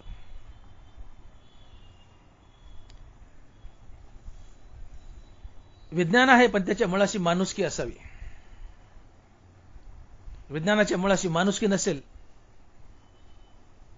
तर विज्ञान विध्वंसक ठरतं, समाजाच्या अहितासाठी वापरलं जातं. आणि विज्ञानाच्या मुळाशी माणुसकी असेल तर विज्ञान समाजाच्या हितासाठी वापरलं जातं. विज्ञानाने बॉम्ब तयार केलाय, पण ज्यांनी बॉम्ब तयार केलाय त्याच्या जीवनात माणुसकी नसेल तर तो बॉम्बचा चुकीचा वापर करेल. पण त्याच्या जीवनात माणुसकी असेल तर बॉम्बचा चांगल्या कामासाठी वापर करेल. विज्ञान फायद्याचे आहे, पण विज्ञानाची फळं जर नीट झाकवायची असतील तर त्याला अध्यात्माची संगती देणं आवश्यक आहे. कारण अध्यात्मानं जीवनात माणुसकी येते आणि माणुसकीनं विज्ञानाचा वापर चांगला होतो. आणि जीवनात माणुसकी नसेल तर विज्ञानाचा गैरवापर होतो, समाजाचं अहित होतं. आणि म्हणून माणुसकीविना विज्ञान हा दोष आहे.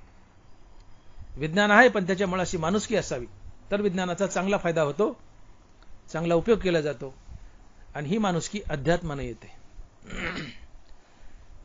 आणि माणुसकी येण्यासाठी मुखामध्ये हरिनाम असावं लागतं.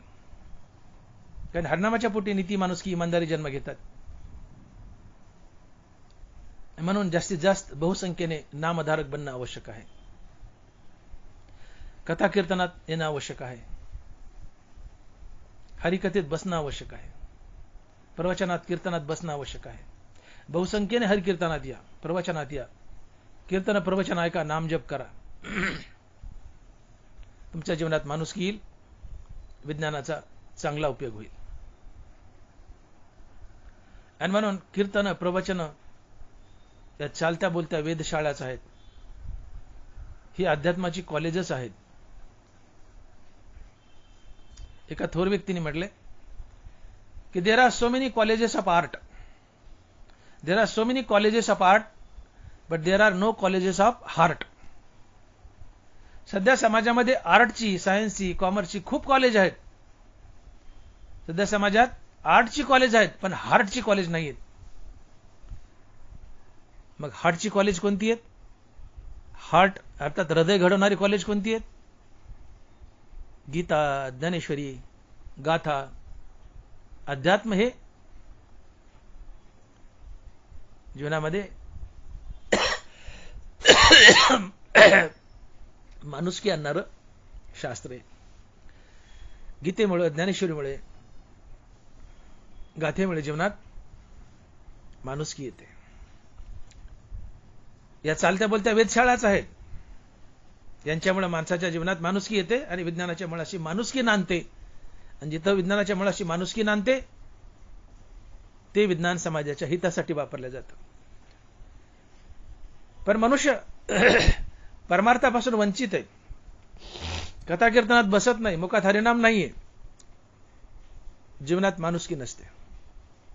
आणि विज्ञानाच्या मुळाशी माणुसकी नसेल तर विज्ञान विध्वंसक ठरतं, वाईट कामासाठी वापरलं जातं. आणि म्हणून विज्ञानाचा सदुपयोग करायचा आहे, विज्ञानाची फळं नीट चाकवायची, तर विज्ञानाला अध्यात्माची संगती द्या.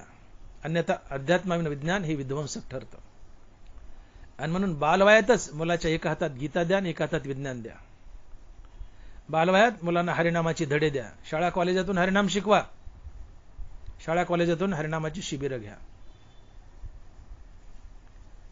मुलाच्या मुखात हरिनाम, तर हृदयात दया, हृदयात दया तर जीवनात धर्म अर्थात नीतिमूल्य येतील. समाजात धर्म पाळला जाईल, जोपासला जाईल, समाज सुखी होईल.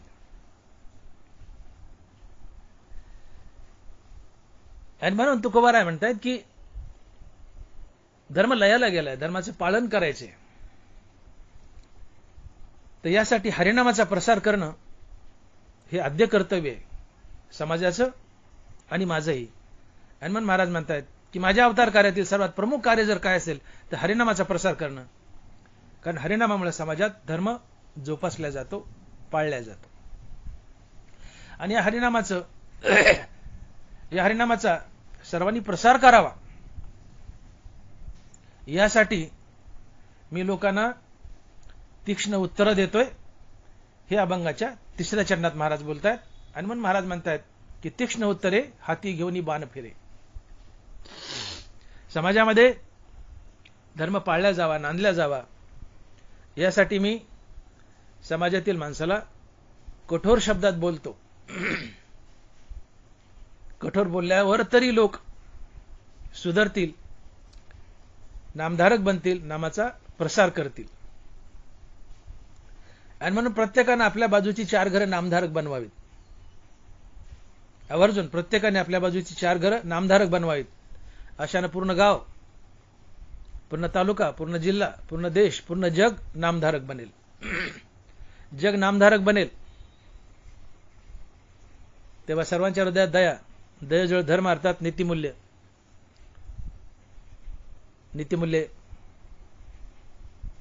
तिथं गुणागोविंदाचं वातावरण, प्रेम जिव्हाळा, आणि तो समाज सुखी होतो.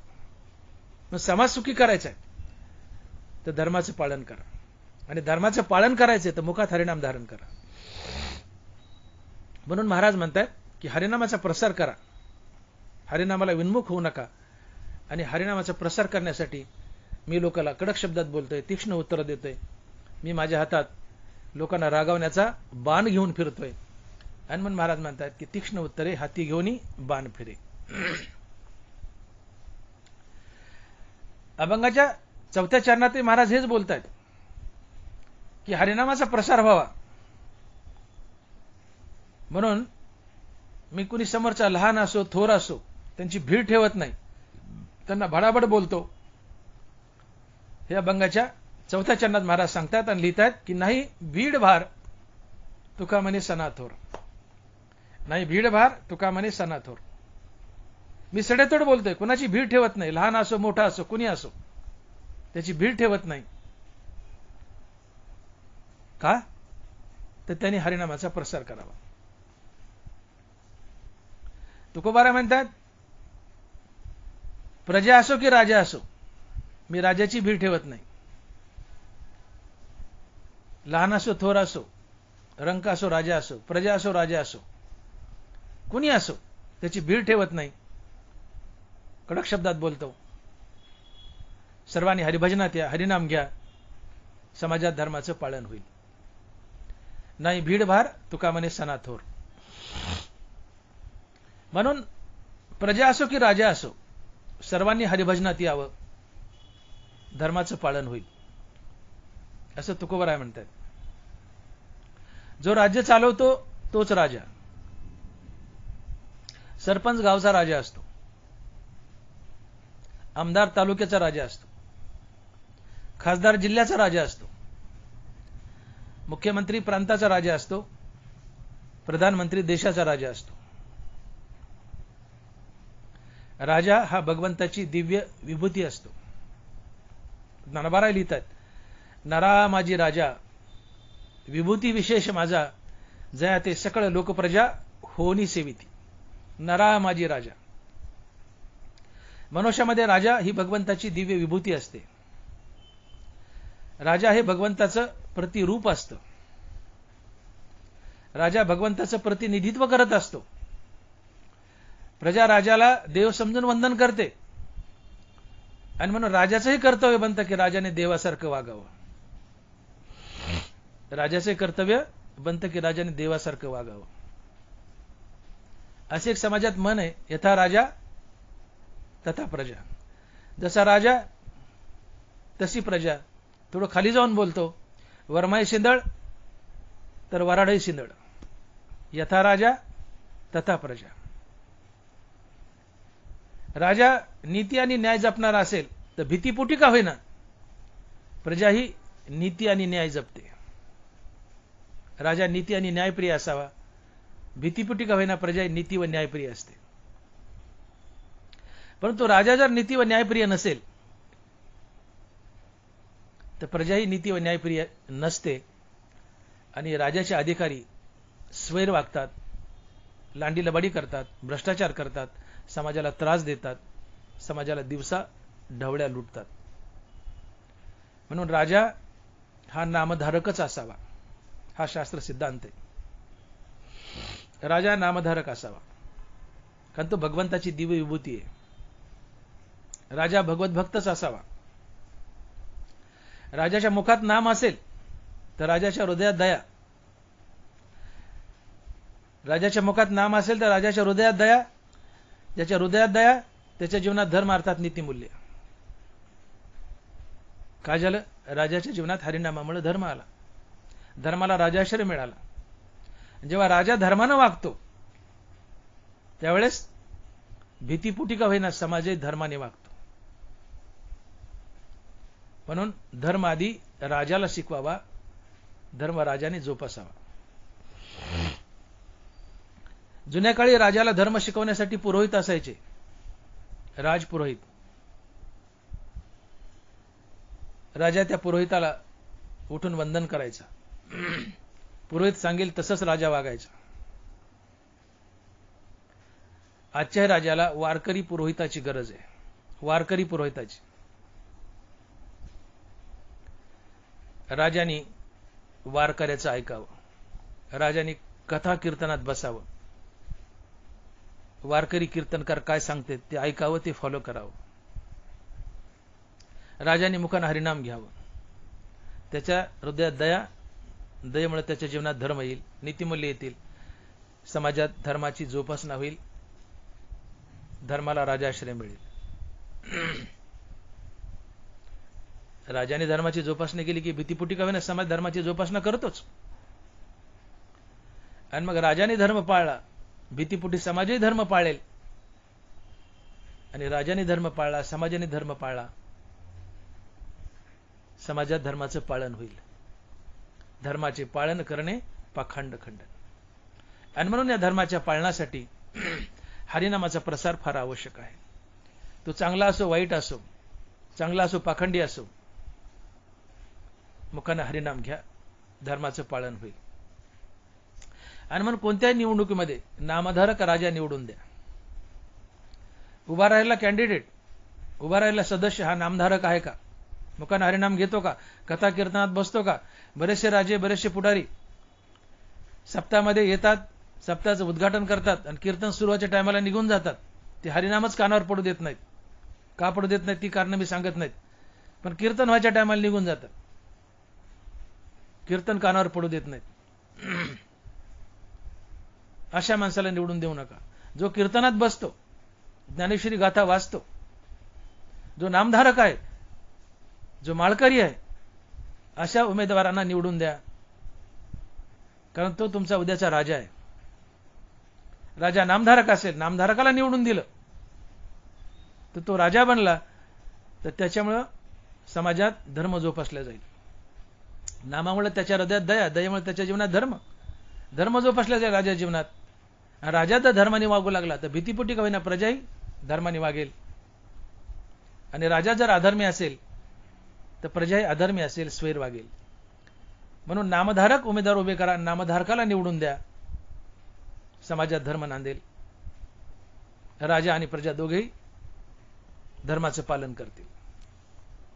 आणि यासाठी हरिनामाचा प्रसार अतिशय आवश्यक आहे. म्हणून राजा हा नामधारक असावा. नामधारकाला मतदान द्या, नामधारक निवडून द्या, कारण ते उद्याचे राजे आहेत. हे ध्यानात धरा. नामधारक निवडून आला तर धर्माचं पालन करेल. आणि भीतीपोटी होईना प्रजाही धर्माचं पालन करेल, समाजात धर्म नांदेल, धर्म पाळल्या जाईल. धर्माचे पालन करणे पाखंड खंडन. आपल्या घरातील कुटुंब प्रमुख हा नामधारक असावा. मी म्हणतो घरातील प्रत्येक कुटुंब प्रमुख हा नामधारक असावा. कारण चंदनाच्या संगेत तरुवर चंदन. जंगलामध्ये चंदनाच्या बाजूला बोरीबाबळे असतात, कडुलिंब असतात. या चंदनाच्या बाजूला जी वृक्ष आहेत बोरीबाबळीसारखे, या चंदनाच्या संगतीने या बोरीबाबळी चंदनासारखा सुगंध देतात आणि भगवंताच्या माथ्यावर लावण्यास योग्य ठरतात. बोरीबाबळी चंदनासारखा सुगंध देतात का? संगती चंदनाची. तसं कुटुंब प्रमुख नामधारक असेल तर घरातली इतर सर्व सदस्य नामधारक बनतील. का? तर कुटुंबियांना संगती कुटुंब प्रमुख नामधारकाची. म्हणून कुटुंब प्रमुख नामधारक असावा. त्याच्या संगतीमुळे घरातील इतर फॅमिली मेंबर्स नामधारक बनतील. लहान मुलाला लहानपणीच भक्तीकडे वळवा. जसं मिरचीचं रोपट आहे, त्याला 5 पानं आले की ते उपटावं आणि वाफ्यात लावावं, ते लवकर चिकटतं. पण ते थोडंसं वाढलं, त्याला 10-15 पानं आले आणि ते लावलं वाफ्यात, ते लवकर चिटकत नाही, जळून जातं. त्याची एक योग्य वेळ असते रोपाची लावण्याची. 5 पानं आले, मिरचीचं रोपट उपटावं, लावावं योग्य वयात. तसं योग्य वयात लहानपणीच मुलांना हरिनामाची धडी द्यावीत, तेही भक्तीला चिकटतात.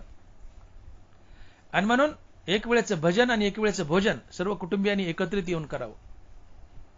एक वेळेचं भजन आणि एक वेळेचं भोजन सर्व कुटुंबियांनी एकत्रित येऊन करावं. त्याने कुटुंबात सद्विचाराची देवाणघेवाण वाढेल आणि भक्तीला बळ येईल. माझं वाक्य पुन्हा ऐका, अतिशय महत्वाचं आहे. दिवसातून एकदा तरी सर्व कुटुंबियांनी एकत्र यावं आणि एक वेळेचं भजन आणि भोजन एकत्रित करावं.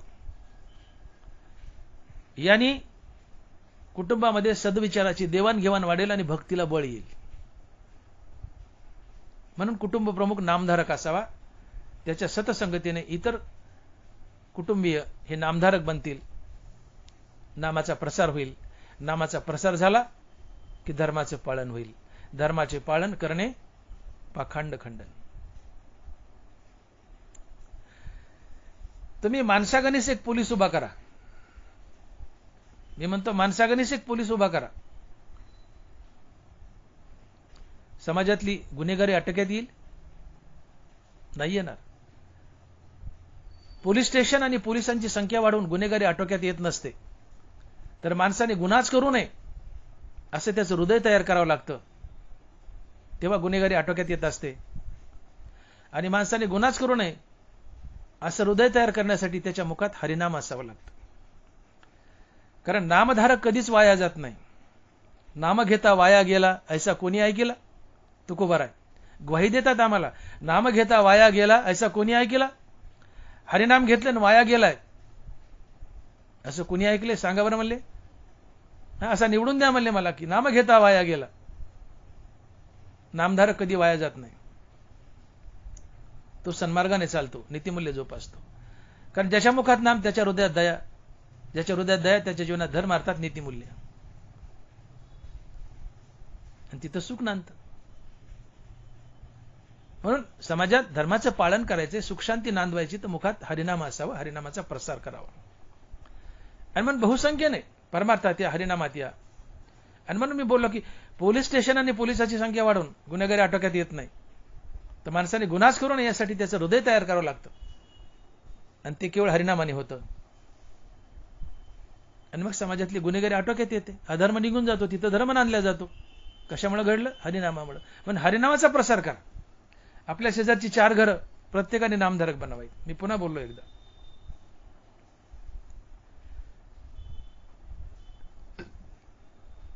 जो गुजरातमध्ये राहतो तो गुजराती, मद्रासमध्ये राहतो मद्रासी,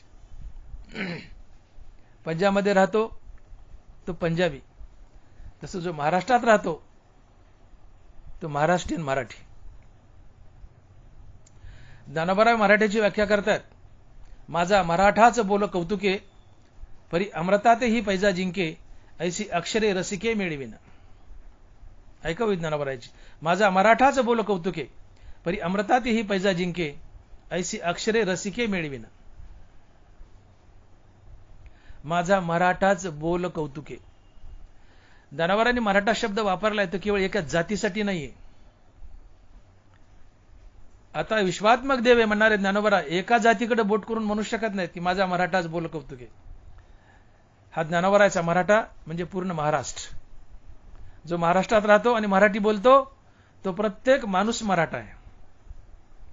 पंजाब, सिंध, गुजरात मराठा, द्राविड, उत्कल, बंग हा टागोरांचा मराठा शब्द पूर्ण महाराष्ट्र सुचवतो. आणि म्हणून मी बोललो की पंजाबमध्ये राहतो तो पंजाबी, गुजरातमध्ये राहतो तो गुजराती, मद्रासमध्ये राहतो तो मद्रासी, महाराष्ट्रात राहतो तो महाराष्ट्रीयन मराठा. आणि म्हणून जो महाराष्ट्रात राहतो आणि मराठी बोलतो त्या प्रत्येक माणसानं म्हणून घ्यावं की मी मराठा आहे, मी मराठी. त्या महाराष्ट्रातला जातीवाद समूळ नाहीसा होईल. ज्ञानोबाराच्या नजरेत मराठा ही जात नाही. महाराष्ट्रात राहणारा प्रत्येक माणूस जो महाराष्ट्रात राहतो आणि मराठी बोलतो तो प्रत्येक माणूस ज्ञानोबाराच्या नजरेत मराठा आहे. माझा मराठाच बोल कौतुके. हा ज्ञानोबाराचा मराठा पूर्ण महाराष्ट्र आहे. जो महाराष्ट्रात राहतो आणि मराठी बोलतो त्यांनी आनंदाने म्हणून घ्यावं की मी मराठा आहे. मला जर कोणी विचारलं की तुमची जात काय, तर माझी खरी जात काही असू द्या. मला कोणी विचारलं की तुमची जात काय, तर मी एकच शब्द सांगतो की मी महाराष्ट्रीयन मराठा आहे. मी मराठा आहे. का? ज्ञानोबाराय साक्ष देत आहेत. माझा मराठाचं बोल कौतुके. अख्खा महाराष्ट्र ज्ञानोबाराच्या नजरेत मराठा आहे. महाराष्ट्रात राहतो, मराठी बोलतो तो मराठा आहे. मग तुम्ही मराठा म्हणून घ्या. तुम्ही आम्ही सगळे मराठी आहोत. महाराष्ट्रातला जातीवाद समूळ नाहीसा होईल.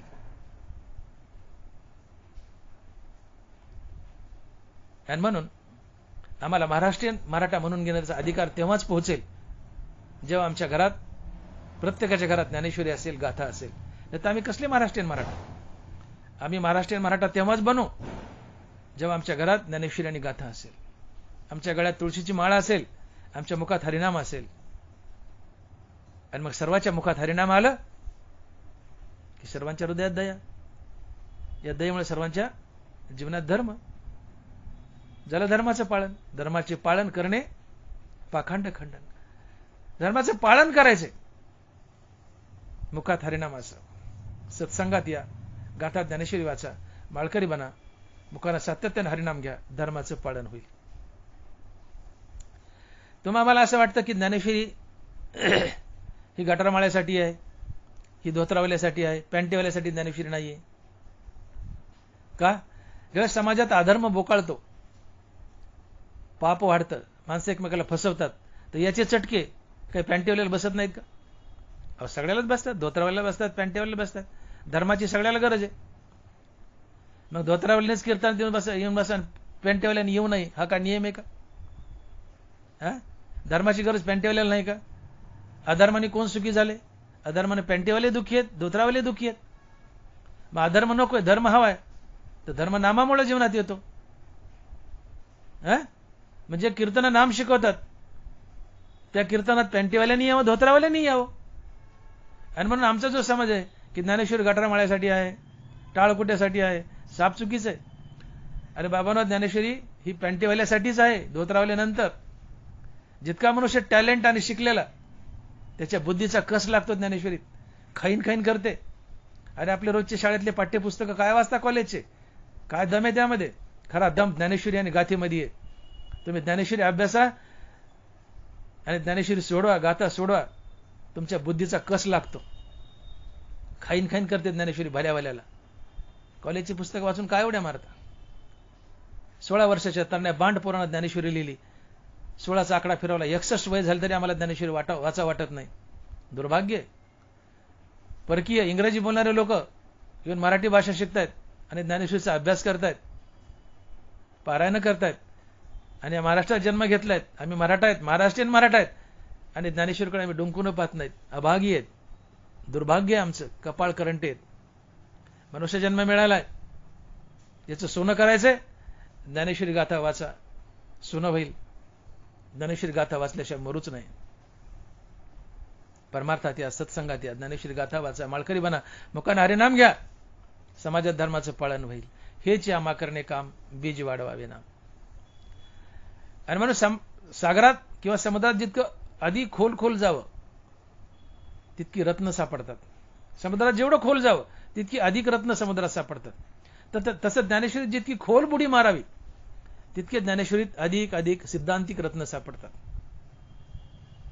परंतु तुम्हाला रत्नपारखेची नजर हवी आणि ज्ञानोबराची तुमच्यावर कृपाही हवी. ज्ञानोबरांनी स्वतः संसार केला नाही, परंतु आम्हा संसारिकांना संसार कसा करावा हे शिकवलं. हे ज्ञानोबराचं ग्रेटनेस आहे. ज्ञानोबराची ज्ञानेश्वरी ही त्रैलोक्यातली सर्वात सुंदर वस्तू आहे. तिला तोड नाही. आणि म्हणून परमार्थात या, ज्ञानेश्वरी वाचा, ज्ञानेश्वरी जगा, मुखाने हरिनाम घ्या, धर्माचं पालन होईल. धर्माचे पालन करणे पाखंड खंडन. आणि म्हणून तुकोबाराच्या अभंगात बोलतायत की धर्म लयाला लागलाय. समाजात अधर्म बोकाळलाय. प्रत्येक जण एकमेकाला फसवतोय. लांडी लबाडी वाढलीय. करप्शन वाढलंय. बॉम्बस्फोट होत आहेत. अतिरेकी येत आहेत. मनुष्य कामचुकार बनत चाललाय. निसर्ग बदलला नाही, पशुपक्षी बदलले नाही.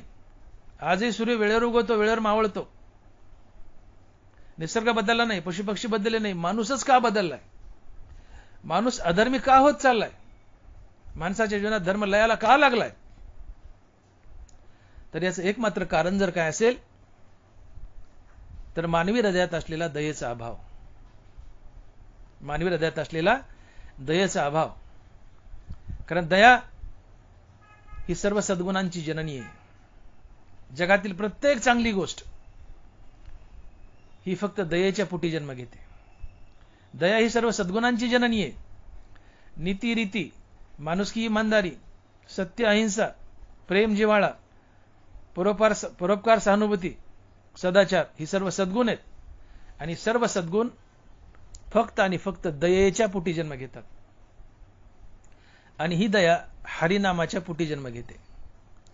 आणि म्हणून हरिनाम तेथे दया आणि दया तेथे धर्म हा एक महान सिद्धांत आहे.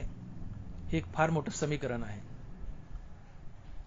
ज्याच्या मुखात हरिनाम फक्त त्याच्याच हृदयात दया, आणि ज्याच्या हृदयात दया फक्त त्याच्या जीवनात धर्म अर्थात नीतिमूल्य.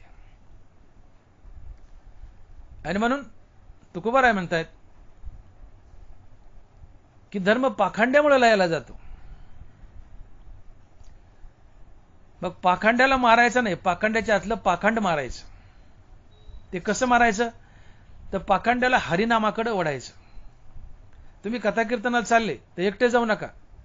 जे पाखंडी आहेत, पापी, अशांना मुद्दाम धरून न्या. गाढवाला पाटील म्हणा, त्याला गोड बोला, त्याला गुलवा. तुम्ही तर सज्जन आहेत, तुम्ही कीर्तनाला चालले, पण जात असताना एखादा पाखंडी सोबत घेऊन जा. गुलवून न्या, बळच न्या. पाखंड्याला कीर्तनात वाढा. कीर्तनात त्याच्या कानावर 4 हरिनाम पडले, विठ्ठल नाम पडलं, त्याची पापं धुतल्या जातात, त्याच्या जीवनात पुण्य येतं, आणि हळूहळू भगवंताच्या नामाची गोडी लागते. आणि मग ज्यावेळेस पाखंडी नामधारक बनतो, हरिनाम घेऊ लागतो, त्यावेळेस पाखंड्याच्या हृदयात दया स्थापित होते. महत्वाचा मुद्दा आहे. ज्यावेळेस पाखंडी हरिनाम घेऊ लागतो, त्यावेळेस पाखंड्याच्या हृदयात दया स्थापित होते. दयेजवळून सगळे दुर्गुण पळून जातात. दये सद्गुणाची जननी, म्हणून त्याच्या हृदयात सगळे सद्गुण वास करतात. हा पाखंडी आता या दयेमुळे सद्गुणी बनतो. आणि जीवनात सद्गुण येणं म्हणजे धर्माचं पालन करणं. या हरिनामामुळे या पाखंड्याकडून आता धर्माचं पालन होऊ लागलं. तो दुराचारी होता, तो सदाचारी बनतो मुखात हरिनाम आल्यामुळे. म्हणून धर्म लयाला गेलाय तो पाखंड्यामुळे गेलाय. मग तुकोबाराय म्हणतात, या पाखंड्याच्या मुखात हरिनाम देऊन त्यांच्या हातलं पाखंड घालवायचं. ते कसं घालवायचं? तर पाखंड्याच्या मुखात हरिनाम आलं की त्याच्या हृदयात दया, दयेमुळे दुर्गुण पडून गेले, त्याच्या जीवनात सद्गुण आले. जीवनात सद्गुण येणे हे धर्माचं पालन आहे. आणि म्हणून महाराज म्हणतायत की धर्म पाखंड्यामुळे लयाला गेलाय. तर पाखंड्याच्या मुखात हरिनाम दिलं की त्याच्यातलं पाखंड, पाप प्रवृत्ती पळून जाते. त्याच्या जीवनात धर्म अर्थात सद्गुण येतात, आणि सहजच पाखंड्याकडून धर्माचं पालन होतं आणि समाजात धर्म नांदतो. म्हणून महाराज म्हणतात की धर्माचे पालन करणे पाखंड खंडन.